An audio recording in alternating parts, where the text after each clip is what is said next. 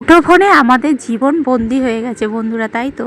একটা ঘরে বসে সবাই মিলে টিভি দেখা, রিমোট নিয়ে কাড়াকাড়ি করা, একই খবরের চ্যানেল সবাই মিলে দেখা, সেই সাথে আনন্দ, সিনেমা দেখা, টিভিতে বই দেখা, সবই যেন কোথায় হারিয়ে যাচ্ছে, তাই না?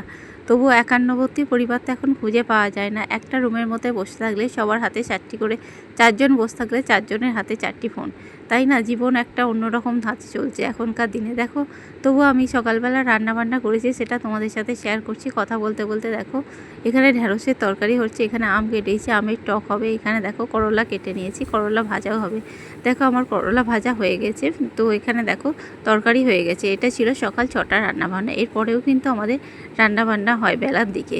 তো আমাদের যদি একান্নবর্তী পরিবার, এখনও সবাই মিলে থাকা হয় একসাথে, তো সকালবেলা রান্নার পরেও কিন্তু আমাদের দুপুরবেলা রান্না হয়। আর সকালে এটাই টিফিন বক্স ছিল। দেখো ঢ্যাঁড়সের তরকারি, মাছের ঝাল, করলা ভাজা, একটু শশা কুচিয়ে দিয়েছিলাম, সেই সাথে ভাত। এটাই ছিল সকাল 7টা টিফিন বক্স। এরপরে কিন্তু আমের চাটনিও করে নিয়েছিলাম দেখো।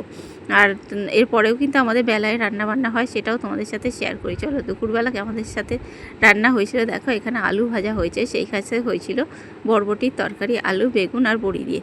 আর ছিল বিমলির ডাল। বিমলির ডাল তো বেশ ভালোই লাগে, তাই না? তোমাদের কার কার পছন্দ অবশ্যই কমেন্ট করে জানিও। তো এখনকার দিন ব্যস্ততার জীবন, সবাই সময় নেই, তাই না? তবুও এর মধ্যেই ভালো থাকতে হবে। মুঠোফোনের জীবন বন্দি হয়ে গেলে এতটাও চলবে না। সংসারকে সময় দিতে হবে, ফ্যামিলির সাথে টাইম কাটাতে হবে, তাই না? কেমন লাগলো ভিডিওটি অবশ্যই কমেন্ট করে জানিও। রান্নাবান্নাগুলো কেমন লাগলো জানিও। যদি ভালো লেগে থাকে তবে অবশ্যই লাইক, কমেন্ট, শেয়ার ও সাবস্ক্রাইব করে পাশে থেকো বন্ধুরা। আর এটা ছিল মাছের ডিমের বড়া। দেখো, পেঁয়াজ লঙ্কা দিয়ে মাছের ডিমের বড়া হয়েছে। কেমন লেগেছে ভিডিওটি অবশ্যই ভালো লাগলে সাবস্ক্রাইব করে পাশে থেকো বন্ধুরা। সবাইকে ভালোবাসা রইল।